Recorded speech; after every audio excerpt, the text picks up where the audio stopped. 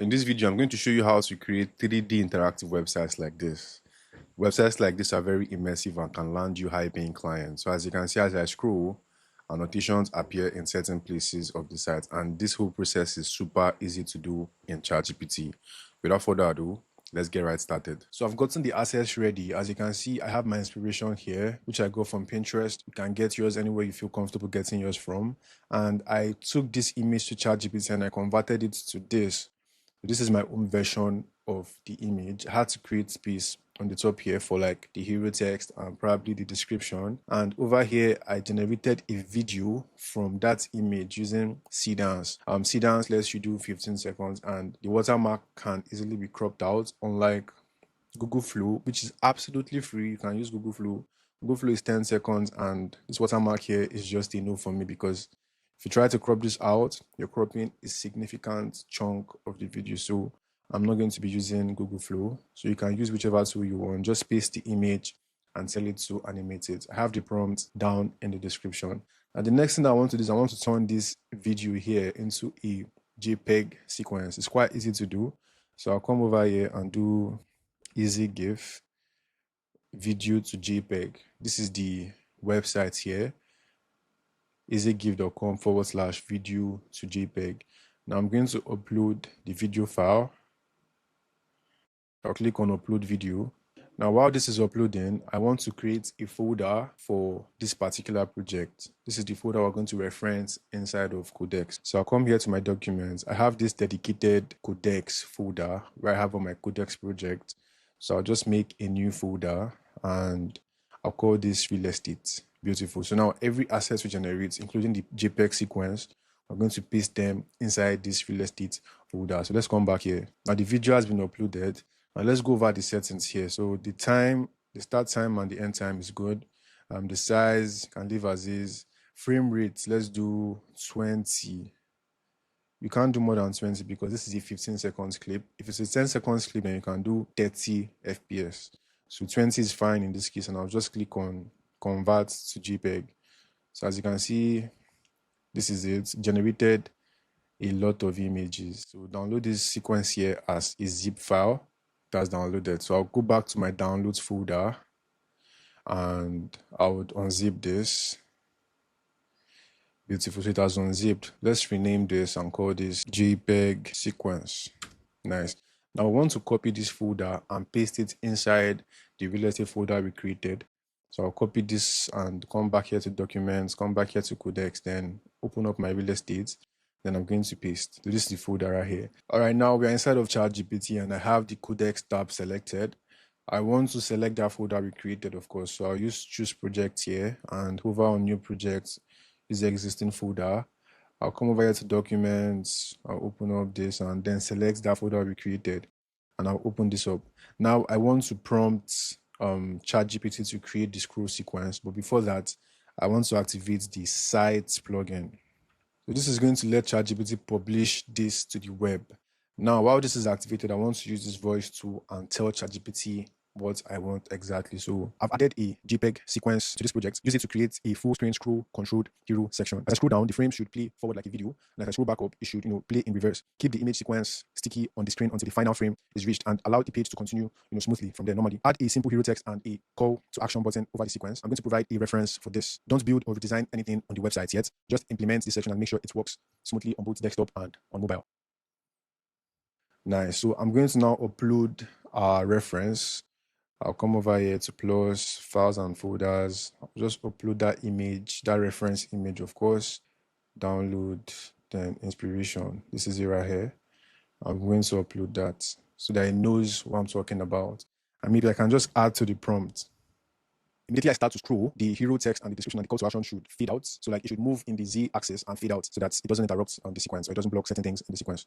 You see why I say it's easier for technical people to vibe code, because now like the exact terms to tell ChatGPT. Now, okay, this is the full prompt. I want to make sure I'm selecting the right model. I believe any model can do this. It's not a complicated task. This is actually a very straightforward prompt and I've provided everything that I need to get the work done.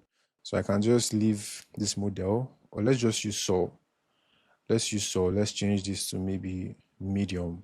Yeah. And I'm going to send this.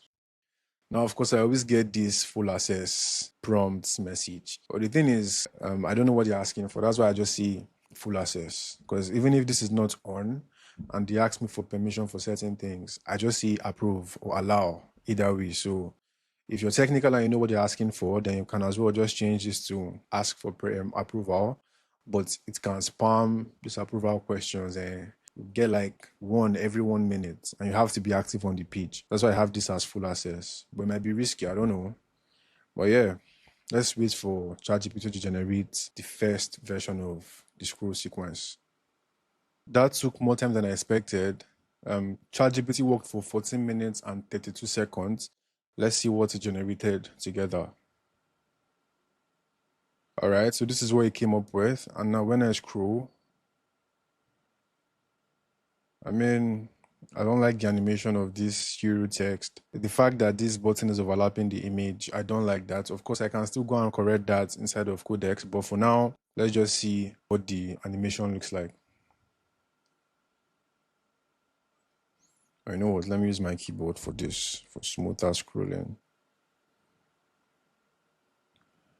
And I enter the house. And I go to the bedroom.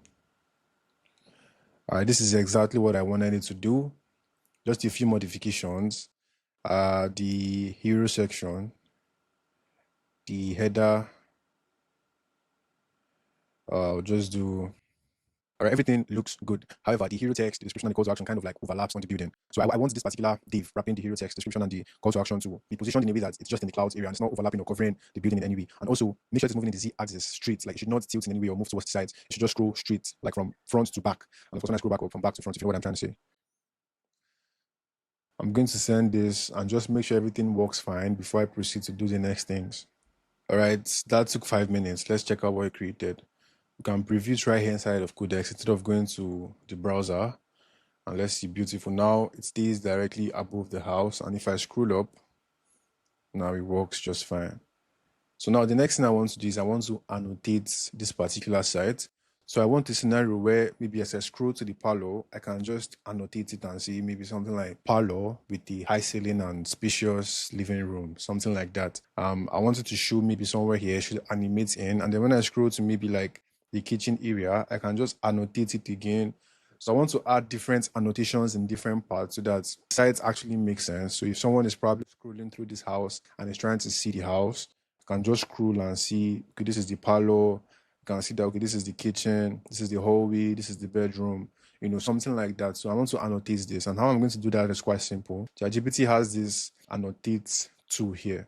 So when I scroll and it gets to the door area like this, I can just, okay, when it gets to the parlor area like this, I can just annotate maybe this area and see something like, let's put it here. And see, this is the parlor area, a very spacious living room with nice couch and a high ceiling. All right, I can just maybe remove this part and do parlor like this, and then I'll save this. So this is the first annotation, and as I scroll,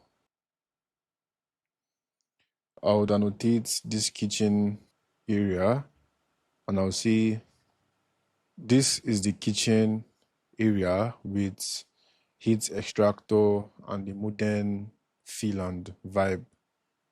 And I'm going to save this.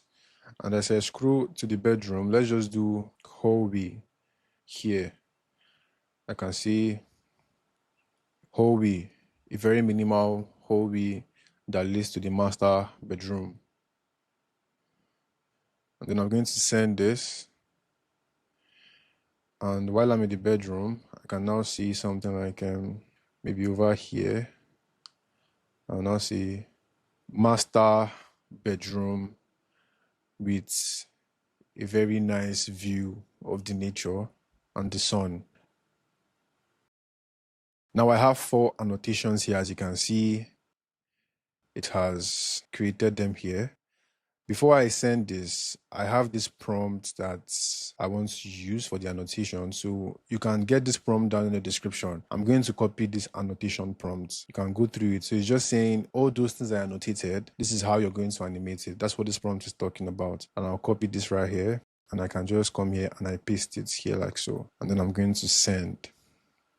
Wow, ChatGPT worked for 15 minutes this time. That's a lot of time. Let's check what it did together. Let's refresh this page and see. Okay, nice. So when I scroll, it goes into the house, beautifully creates an annotation here, but there's a problem. I can still see the background here and this text is not very readable. But let's scroll and see if it got the other annotations right. I did one around here. Okay, nice. Notice how the video stops when the annotation comes in, animates in, then animates out, and then continues scrolling. Minimal hallway, nice. And then this is the room, nice. And then there's like a call to action, experience it in person, but I can't really see what's going on here. So we want to tell ChatGPT to make this readable. Yeah, we want to tell it to make it readable. So now let's prompt that again and see something like everything works fine. Annotations appear where they should appear. However, the only problem is it's not readable. The background is very much visible, and to make more sense if you add like a sort of blur to the background and make the wrapper itself of the annotation a little bit darker so that there's contrast and the text is readable. Yeah, and okay, what else? The last annotation, which it says experience it in person, should be like a big rounded button with like really brown corner radius, and then it should just say experience it in person, and it should be like a button. It could be like maybe a black background and then a white text button here, and then it should be clickable, of course, and it should be like in the center of the viewport, the center of the viewport. Nice. All right, and I'm going to just send. I think this is going to be our final prompt. All right, our GPT is done, and this one took the longest. It worked for 16 minutes and 11 seconds. Let's see what it came up with together. So I'm going to preview it here. I don't want to open a tab in my Chrome. So let's scroll up and see what it does. Now this is much better. I can see the text clearly now, and there's contrast.